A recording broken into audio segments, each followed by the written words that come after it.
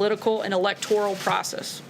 To address these matters further, I want to welcome Director of National Intelligence Dan Coats, FBI Director Christopher Wray, Secretary of Homeland Security Kirstjen Nielsen, Director of the National Security Agency General Paul Nakasone, and National Security Advisor Ambassador John Bolton to make some comments and take questions on this topic. As you all know, we've addressed what occurred during the 2016 election numerous times and rather extensively. The purpose of today's briefing is about what we are doing now and in the future to protect the integrity of our elections moving forward, and we ask that you stay on that topic. In order to help this run smoothly, we'd also ask that you direct your questions to a specific person. And with that, I'll turn it over to Ambassador Bolton to open up and make some comments. Thanks. Well, thank you very much, Sarah. What we'd like to address today is election security in the 2018 election and in the future. The President has made it very clear, I think, what his priority is. We've had, obviously, a number of inquiries from Congress on this, including a letter to me in the past couple of days from 5 senators, signed by Senator Schumer and 4 others. I have responded to that letter today. We've made copies available to you, and it forms a kind of framework for the briefing that the 4 heads of operating department and agencies are going to give you here today. They are the ones who are implementing and operationalizing the policy that we have developed. There are other agencies involved, but these are the 4 primary ones. And I think it's important that we address the question of the President's involvement in this, his leadership, his determination to prevent Russian and other foreign influence in elections. We meet on this constantly, the senior staff here in the White House. We meet with the heads of the different agencies involved. We discuss it quite regularly. In my tenure as National Security Advisor, less than 2 months, we've already had 2 full National Security Council meetings chaired by the President, and as I say, countless other discussions as well. Since January 2017, the President has taken decisive action to defend our election systems from meddling and interference. This includes measures to heighten the security and resilience of election systems and processes, to confront Russian and other foreign malign influence in the United States, to confront such aggression through international action, and to reinforce a strong sanctions regime. Now, as you know, elections are administered by state and local governments, so the federal role is to assist them. We'll be addressing that through the comments of the heads of the operating agencies. I might also say, by way of introduction, that many federal government actions to protect elections in the United States, such as those implemented by the intelligence community or law enforcement agencies, are necessarily sensitive and highly classified. We do not wish to make the efforts of our adversaries any easier through injudicious public disclosures.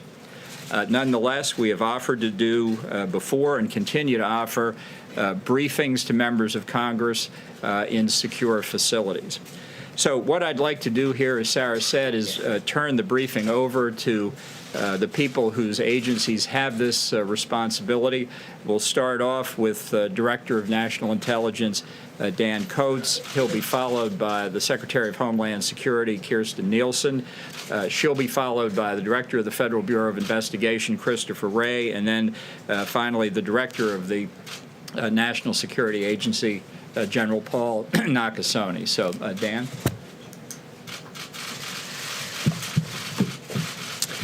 Well, as Director of National Intelligence, I would like the American people to know that the intelligence community and all of its agencies are postured to identify threats of all kinds against the United States. The President has specifically directed us to make the matter of the election meddling and securing our election process a top priority, and we have done that and are doing that and will continue to do so. We have incorporated the lessons learned from the 2016 election and implemented a broad spectrum of actions to share more information across the federal government, as well as with state and local governments and also with the public and the private sector. The intelligence community continues to be concerned about the threats of upcoming U.S. elections, both the midterms and the presidential elections of 2020. In regards to Russian involvement in the midterm elections, we continue to see a pervasive messaging campaign by Russia to try to weaken and divide the United States.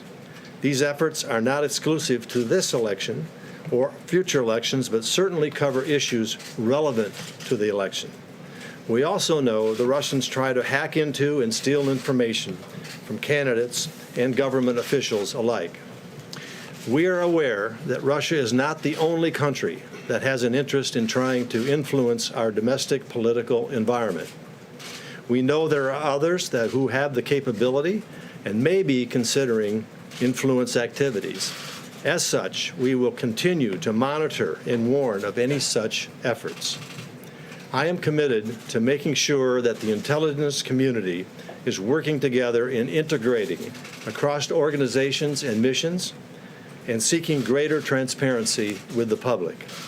The ODNI has instituted a broad spectrum of actions covering collection, analysis, reporting, education, and partnerships, all designed to provide the best threat assessments to federal, state, and local officials, as well as to the public and private sector when necessary.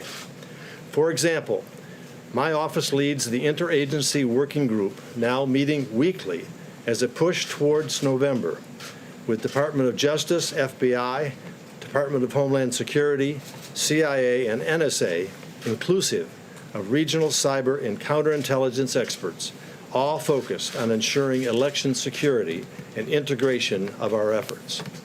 The intelligence community's focus right now is persistent support to the FBI, to the Department of Homeland Security, and other agencies in their election responsibilities, and my office is ensuring these organizations receive timely and proactive intelligence community support.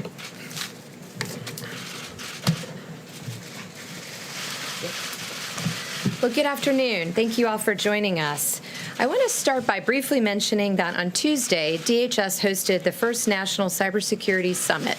This brought together government, industry leaders, and academia to discuss opportunities to join forces to counter threats to our nation's critical infrastructure. I want to thank all of those who joined us from academia, government, and the private sector, all who participated, and those who signed up to concrete actions to confront cybersecurity challenges. Across every critical infrastructure sector, from energy to financial services to transportation to communication and so many others, a single attack can have widespread and cascading consequences. I look forward to working with the nation's leading minds in the digital realm as we stand up the National Risk Management Center.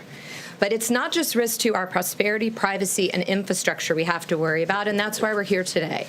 Our democracy itself is in the crosshairs. Free and fair elections are the cornerstone of our democracy, and it has become clear that they are the target of our adversaries who seek, as the DNI just said, to sow discord and undermine our way of life. I fully share the intelligence community and the ODNI's assessments, past efforts, and those today to interfere with our election and of the current threat. Our adversaries have shown they have the willingness and capability to interfere in our elections.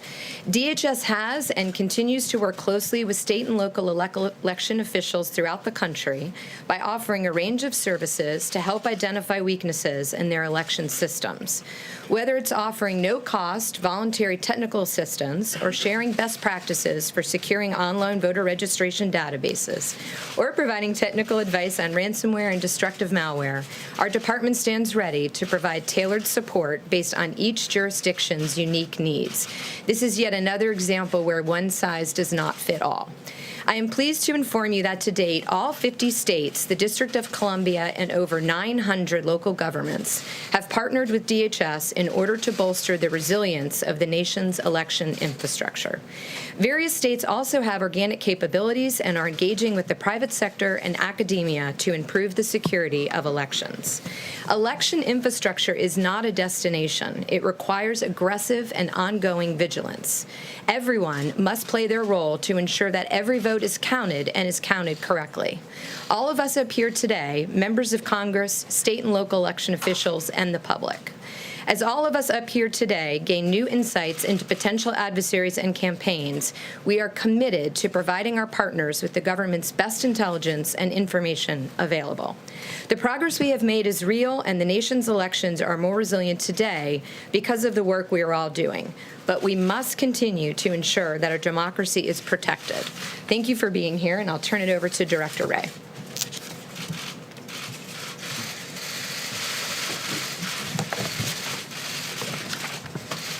Afternoon, everybody.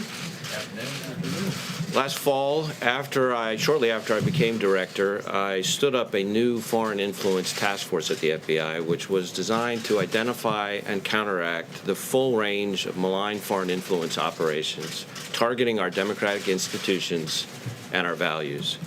The task force now brings together across the waterfront of FBI expertise. So we're talking counterintelligence, cyber, criminal, and even counterterrorism, designed to root out and respond to foreign influence operations. For their part, our adversaries' influence operations have encompassed a wide range of activities. So just like we have a multidisciplinary response, that's because the threat is multidisciplinary. So just a few examples of some of the things we've seen over the past.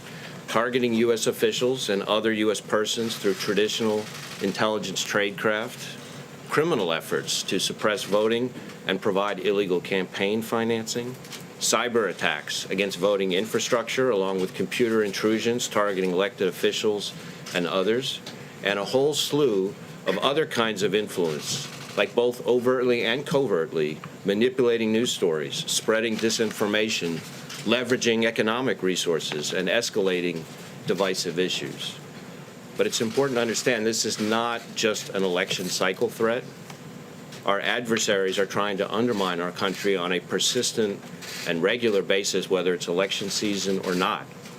There's a clear distinction between, on the one hand, activities that threaten the security and integrity of our election systems, and on the other hand, the broader threat of influence operations designed to manipulate and influence our voters and their opinions.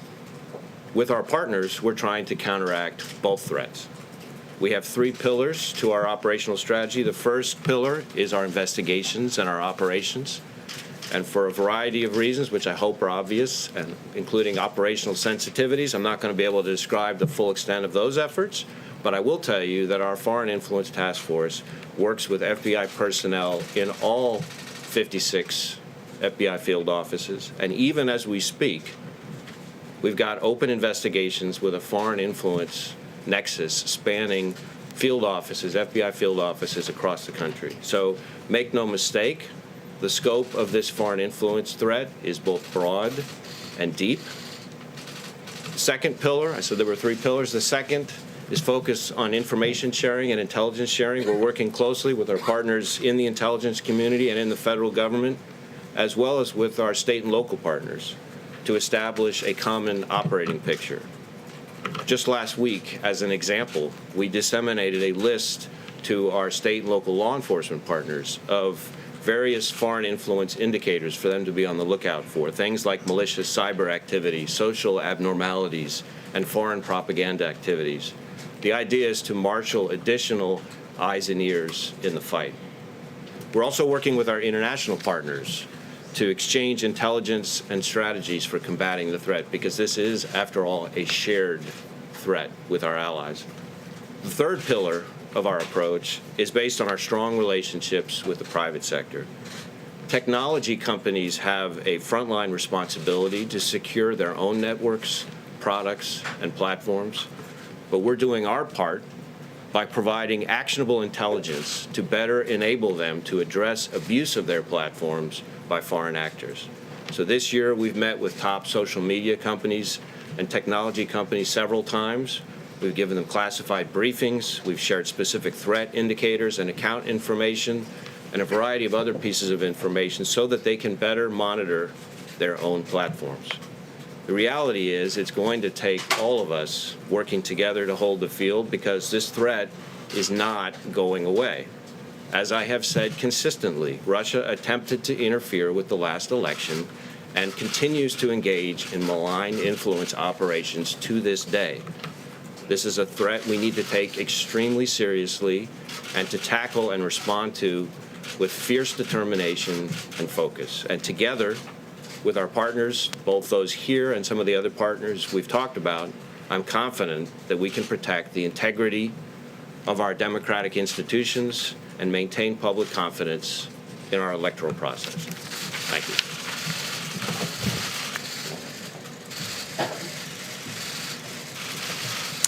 Good afternoon, ladies and gentlemen. Thank you for joining us this afternoon. I appreciate the leadership and support from the President, the Secretary of Defense, the Director of National Intelligence. I believe our mandate is clear. As part of its mission to defend the nation, the Department of Defense is providing intelligence, information support, and technical expertise to the Department of Homeland Security for use by state and local officials to prevent foreign interference in our elections. This is a vital mission for us and the nation. It draws on our deep experience and expertise in continuing work in this area. Our support has been ongoing and will continue through the midterm elections. We are also providing intelligence and information leads to the Federal Bureau of Investigation on foreign adversaries who are attempting to sow discord and division within the American public. This information is shared with appropriate entities to alert them of malicious cyber actors. U.S. Cyber Command and the National Security Agency are tracking a wide range of foreign cyber adversaries and are prepared to conduct operations against those actors attempting to undermine our nation's midterm elections. These type of operations are sensitive and require confidentiality for success. I won't discuss the specifics except to state that our forces are well trained, ready, and very capable. I have complete confidence in the forces under my command. We will work in conjunction with other elements of our government to ensure we bring the full power of our nation to bear on any foreign power that attempts to interfere in our democratic processes. I'll turn it back over to the moderator. Thank you. As I said at the beginning, if we could stay on topic, and also if you could, when asking a question, direct it to a specific person. And as always, after we finish this part of the briefing, I'll be back to answer other questions on news of the day. John, go ahead. Director Coates, if I could direct a question to you. Sure. Let me take you back, if I could, to Helsinki. The president seemed to indicate that he may believe Vladimir Putin when he says he didn't have any influence in the 2016 election. What is your belief about the Russian government involvement in meddling in 2016? And if, as you say, Russia continues to try to influence our electoral process, does that mean that nothing much came of the meeting with Putin, or is it other than government actors who were involved here? Well, in relationship to the 2016 election, of course, none of us were in office at that particular time, but both the president, the vice president, I think everyone on this stage has acknowledged the fact that the ICA was a correct assessment of what happened in 2016.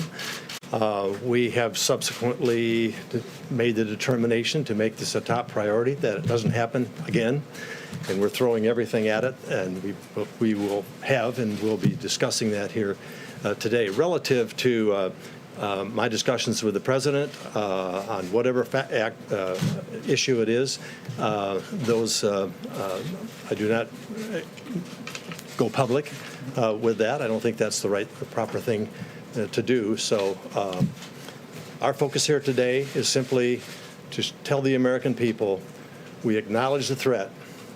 It is real. It is continuing. And we're doing everything we can to have a legitimate election that the American people can have trust in. In addition to that, it goes beyond the elections. It goes to Russia's intent to undermine our democratic values, drive a wedge between our allies, and do a number of other nefarious things. And we are looking at that also. But today we are here to talk about the elections coming up and what we're doing, ensuring the American people will have a legitimate. If I could just clarify, so because both you and Director Wray said that Russia continues to try to meddle in our elections. They do. And influence voters. Are we talking about rogue Russian individuals, or are we talking about the Kremlin?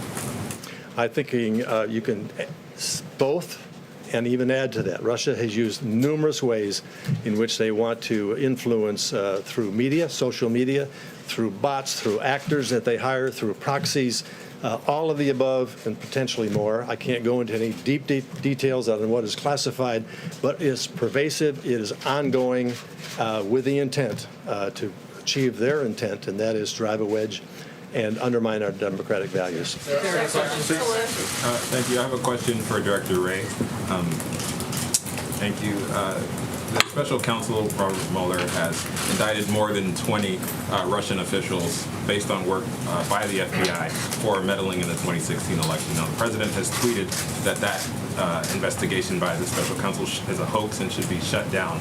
I know you've said that you don't believe it is a hoax, but why would the American people believe what you're saying about the FBI when the president says that the investigation by the special counsel is a hoax, and when the press secretary yesterday said that there was a lot of corruption within the FBI? Do you have any response to those statements coming from the White House? Well, I can assure the American people that the men and women of the FBI, starting from the director all the way on down, are going to follow our oaths and do our jobs.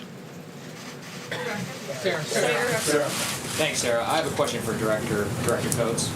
Director Coates, how would you characterize the current Russian efforts to meddle in the 2018 election relative to 2016? Is it more intense? Do you see those efforts focused on a particular party? And in general, is the pace of those operations in any way relative to 2014, 2012, or is it more intense? Relative to what we have seen for the midterm elections, it is not the kind of robust campaign that we assessed in the 2016 election. We know that through decades, Russia has tried to use its propaganda and methods to sow discord in America. However, they stepped up their game big time in 2016. We have not seen that kind of robust effort from them so far. As I mentioned publicly sometime just a few weeks ago, we're only one keyboard click away from finding out something that we haven't seen up to this particular point in time. But right now, we have not seen that. To follow up, sir. Do you see it directed to any particular party? The current 2018 efforts. Is there any particular party that is benefiting from current 2018 Russian efforts? What we see is the Russians are looking for every opportunity, regardless of party, regardless of whether or not it applies to the election, to continue their pervasive efforts to undermine our fundamental values. Jeff, go ahead. Thank you, sir. Also for Director Coates, in the run-up to the I'm trying to give it up. Well, and perhaps Ambassador Bolton could weigh in on this as well. But in the run-up to the Helsinki summit, U.S. officials, ambassadors to NATO, ambassadors to Russia, said that the president would raise the issue of a malign activity with President Putin. But he didn't discuss that, at least at the press conference. You're saying today that the president has directed you to make the issue of election meddling a priority. How do you explain the disconnect between what you are saying, his advisors, and what the president has said about this issue? I'm not in a position to either understand fully or talk about what happened at Helsinki. I'll turn it over to the National Security Director here to address that question. Yeah, the issue was discussed, and in fact, President Putin said, I thought at the press conference, but certainly in the expanded bilateral meeting when the two leaders got together with their senior advisors, President Putin said the first issue that President Trump raised was election meddling. I guess the question is, at the press conference, the president didn't highlight any of the malign activities that you have and that his advisors have. And so, should Americans believe that he is listening to your advice, or that he is going his own way when he's having meetings like he did with the president of Russia? I think the president has made it abundantly clear to everybody who has responsibility in this area that he cares deeply about it and that he expects them to do their jobs to their fullest ability and that he supports them fully. Sarah, I believe this is either for Director Coates or Director Wray. I'll let either of you choose. Since social media was brought up, there is a recent case with Facebook, how they had just shut down some 32 accounts believed potentially to be from Russia. Can you give us an idea, is that a large amount? Is that just kind of the tip of the iceberg? And then generally speaking, with these social media companies, Facebook, Twitter, Instagram, how much have they progressed, or have they not progressed, in what you would like to see in terms of progression from 2016 and identifying the threat? So first, I'm not going to discuss any specific ongoing investigation, but what I will tell you is that activity of the sort you're describing is a good reflection of the fact that we have to have a public-private partnership in this particular threat.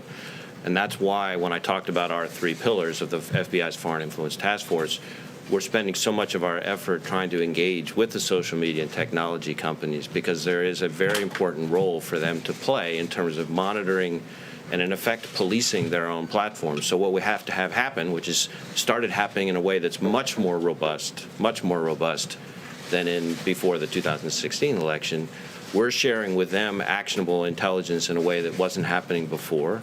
We understand better what they need. They're sharing information back with us based on what they find. There are things that they can do on their platforms voluntarily in terms of use and things like that that the government doesn't have a role in. But in turn, we learn things from them, and we can use that to have our investigations be more effective. So I do think progress is being made. We've got to keep getting better at it. We've got to keep staying on the balls of our feet, but I think that's what we're seeing.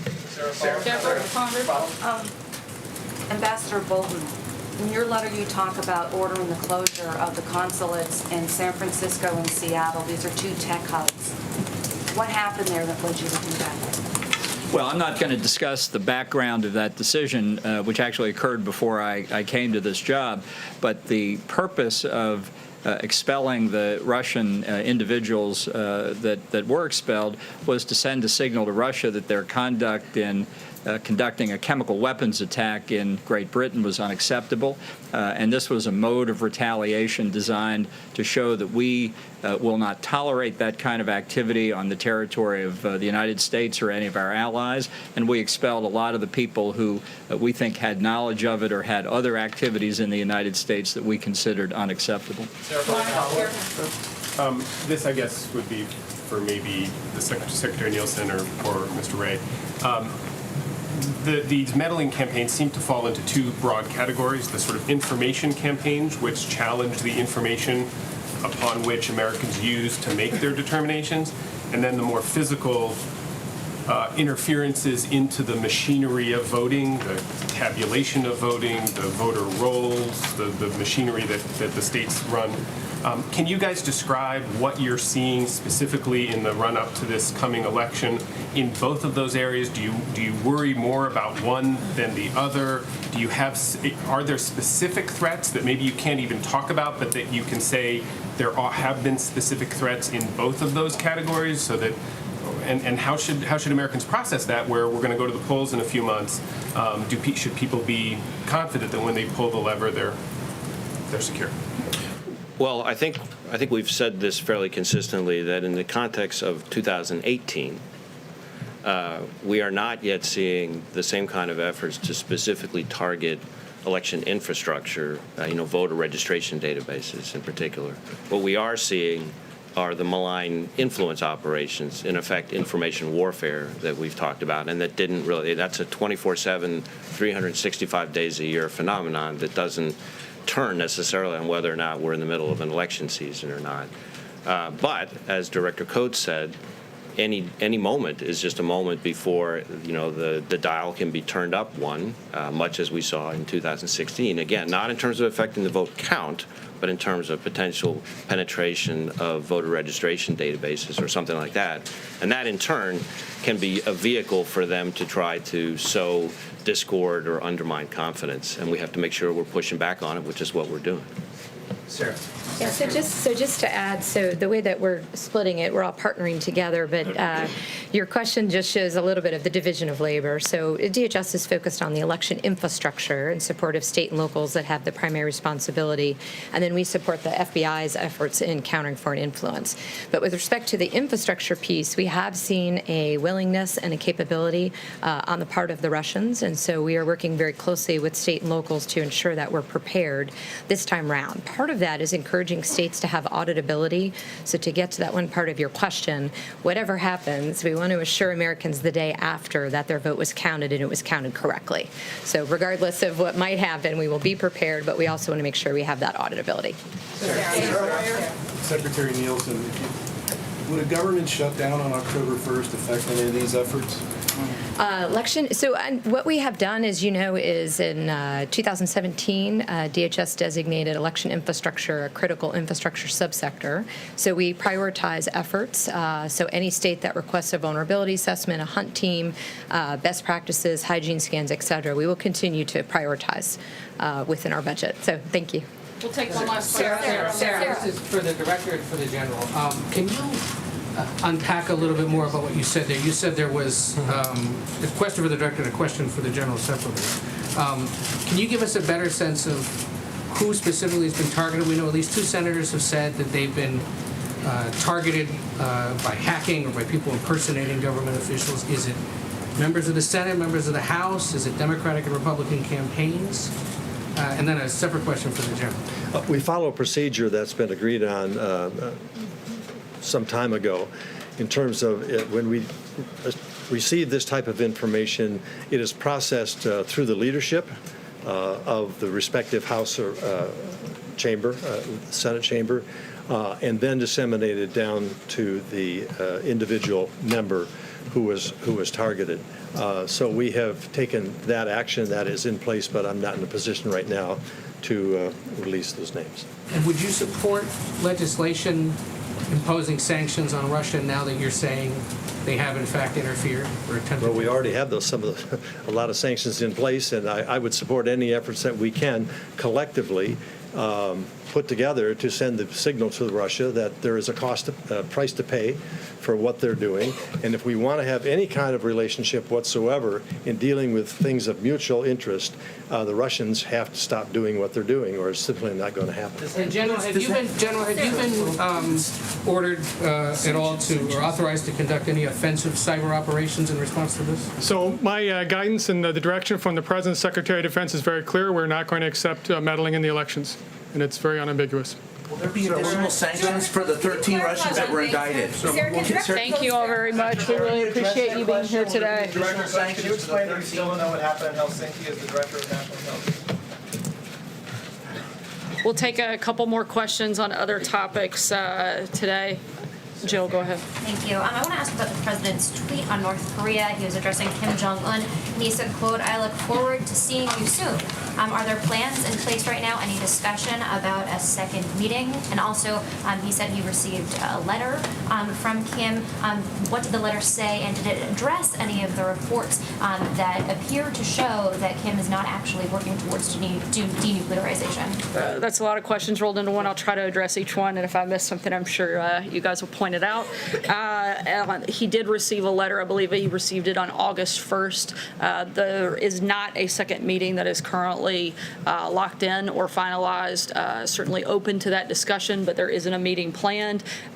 We have responded to Chairman Kim's letter. The president has, and that letter will be delivered shortly. Beyond that, I can't get into any further details. Whether he addressed the concerns of potentially building. I can say that the letters addressed their commitment from their joint statement, and that was made at the Singapore summit, and they're going to continue working together towards complete and total denuclearization. Specifically address that? Again, I can't go any further than what I just told you. Ivanka Trump made 2 statements this morning at odds with the positions of her father. She said the media are not the enemy of the people, and also called family separation at the border a low point. But what does the president think of those statements? Certainly, the president himself has stated that he doesn't like the idea of family separation. I don't think anybody does. We also don't like the idea of open borders. We don't like the idea of allowing people into our country if we don't know who they are, where they're going, and why they're coming. The president wants to secure our borders, which is why he has asked Congress to fix the law.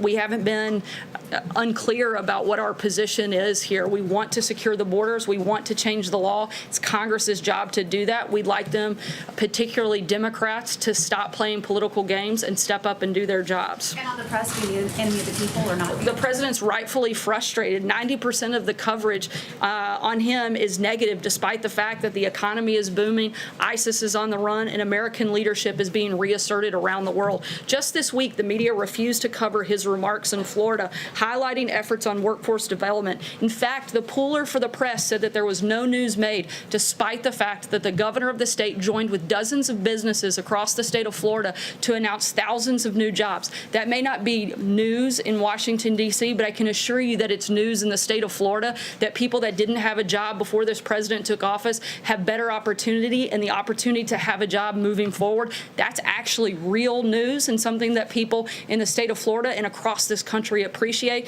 and that was totally ignored. Not only that, before a journalist on CNN claimed that the president hadn't taken questions in over a week, despite the fact that same journalist did a live shot from the 2-2 press conference that the president had with the Prime Minister of Italy just moments after making that accusation. With this sort of misinformation and lack of interest that's so pervasive in the media, it's completely understandable for the president to be frustrated.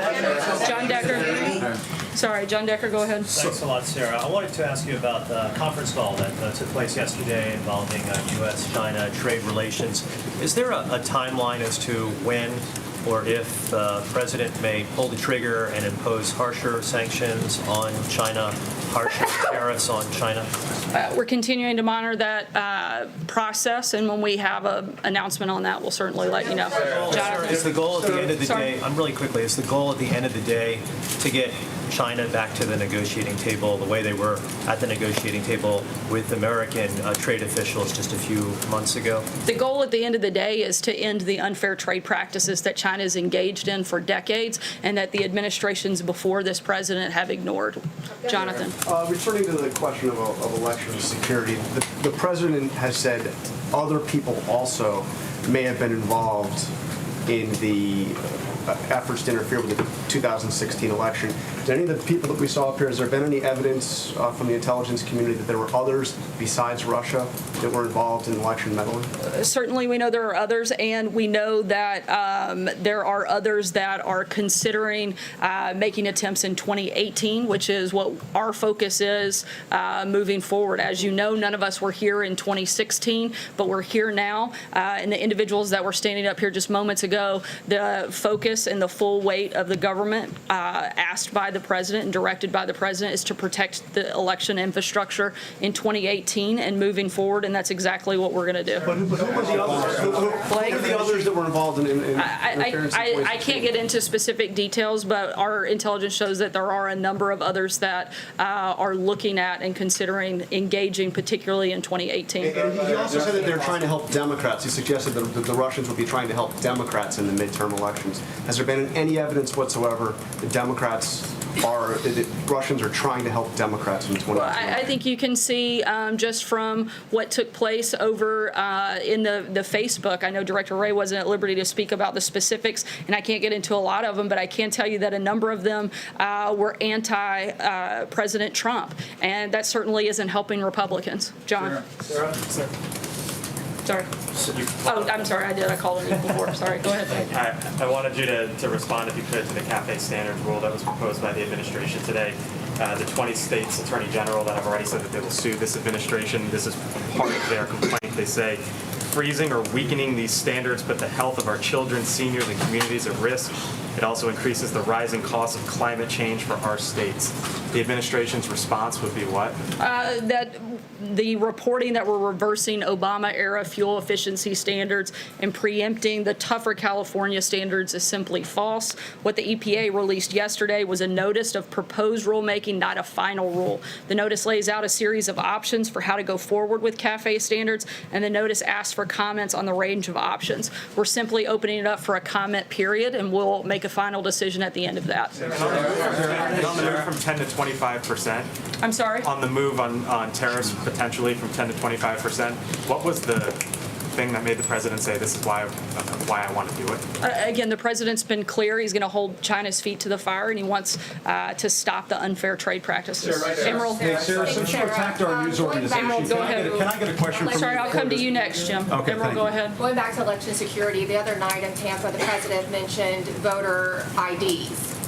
for elections. Going forward with election security, is the administration looking at proposing a voter ID law or pushing a voter ID law? I'm sorry, what was the last part of your question? There's a lot of feedback, so I'm having a hard time hearing in the Is back. the administration, as part of this election security push, also looking to do a voter ID law to try to push something like that through Congress? Look, we're looking to do everything we can at this point to protect the 2018 elections, the integrity of those elections, and moving on beyond 2018 to 2020 and after. We haven't made a final decision, but certainly looking at every option available to us. It's not unreasonable. If I return something to a department store, if I have to cash a check, I have to show my ID in order to do those things. It's not outrageous that if you're going to vote to decide on who the leaders of the local communities, your state, and the federal government are going to be, that you would be asked to show an ID. Jim? I just wanted to follow up on Sarah's question from NPR. She asked you about Ivanka Trump's statement that the press is not the enemy of the people. And she asked you whether or not the press is the enemy of the people. You read off a laundry list of your concerns about the press and things that you feel like are misreported, but you did not say that the press is not the enemy of the people. And I think it would be a good thing if you were to say right here at this briefing that the press, the people who are gathered in this room right now, doing their jobs every day, asking questions of officials like the ones you brought forward earlier, are not the enemy of the people. I think we deserve that. I think the president has made his position known. I also think it's ironic. Would you mind telling us, I'm trying to Sarah, answer your question. okay, well, I politely waited, and I even called on you despite the fact that you interrupted me while calling on your colleague. I said it's ironic. Which is why I interrupted. I'm trying. But if you finish, if you would not mind letting me have a follow-up, that would be fine. But It's ironic, Jim, that not only you and the media attack the president for his rhetoric when they frequently lower the level of conversation in this country. Repeatedly, the media resorts to personal attacks without any content other than to incite anger. The media has attacked me personally on a number of occasions, including your own network, said I should be harassed as a life sentence, that I should be choked. ICE officials are not welcomed in their place of worship, and personal information is shared on the internet. When I was hosted by the Correspondents Association, of which almost all of you are members of, you brought a comedian up to attack my appearance and call me a traitor to my own gender. In fact, as I know, as far as I know, I'm the first press secretary in the history of the United States that's required Secret Service protection.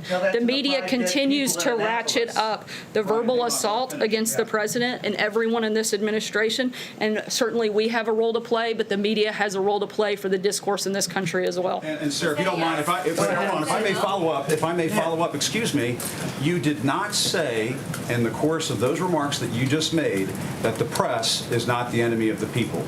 Are we to take it from what you just said? We all get put through the ringer. We all get put in the meat grinder in this town, and you're no exception. And I'm sorry that that happened to you. I wish that had not happened. But for the sake of this room, the people who are in this room, this democracy, this country, all the people around the world are watching what you're saying, Sarah, and the White House for the United States of America, the President of the United States should not refer to us as the enemy of the people. His own daughter acknowledges that, and all I'm asking you to do, Sarah, is to acknowledge that right now and right here. I appreciate your passion. I share it. I've addressed this question. I've addressed my personal feelings. I'm here to speak on behalf of the president. He's made his comments clear. Go ahead. On another matter, the National Archives told the Senate Judiciary Committee chairman today that they probably aren't going to be able to finish up the document collection regarding Brett Kavanaugh until October.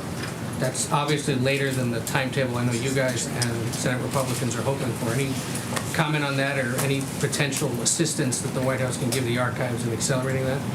Certainly, we want to be as helpful as possible in turning over as many documents. Several senators have stated there will be up to and over 1 million pages of documents to review, including over 300 judicial opinions. His documents as staff secretary tell us the least about his judicial thinking than the 1 million pages from his other work, including his judicial opinions. We want a thorough evaluation. We've asked for that, but we don't want a taxpayer-funded fishing expedition. We want to continue to be cooperative, and that's exactly what we're going to do. I'll take a last question, Jordan. One more from the right side. Thanks, Sarah. I want to follow up on the third part of Jill's question from earlier on North Korea. We're nearing now the 2-month mark from the Singapore summit. So is the president satisfied with the progress North Korea is making toward denuclearization?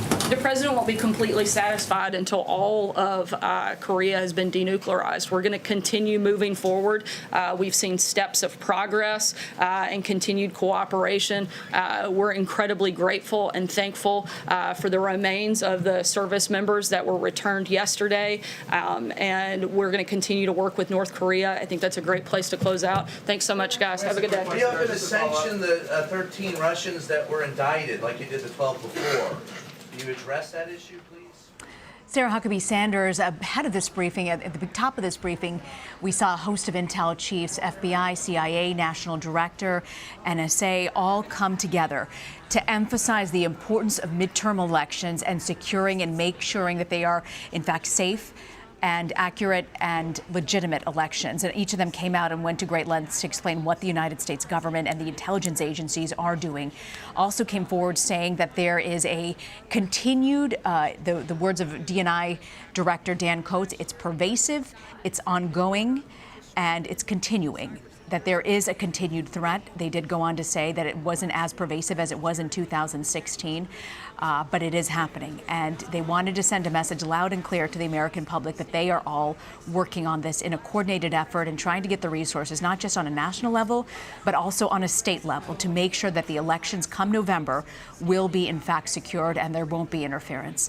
I want to bring in CBS News political correspondent Ed O'Keefe at the White House. Ed, I thought it was pretty remarkable that the White House brought out the intelligence community to speak about this. But how do they reconcile the fact, Ed, that the president is calling for the Mueller probe looking into Russian interference to end when the intelligence community is saying this is still ongoing? Well, we tried asking that and didn't really get a straight answer from them. Obviously, they're not willing to go there in such a public setting. But it is interesting to see them here in the briefing room describing the seriousness and to some extent what exactly is happening regarding Russian attempts to influence the elections. And yet just down the hall, their boss is somebody who feels quite differently about all of this and has not been willing to go as far as they have publicly in expressing his concern, especially directly to the Russian President, Vladimir Putin. And I want to play some soundbite for you from the Director of National Intelligence, Dan Coats. He was specifically talking about Russian interference in U.S. elections.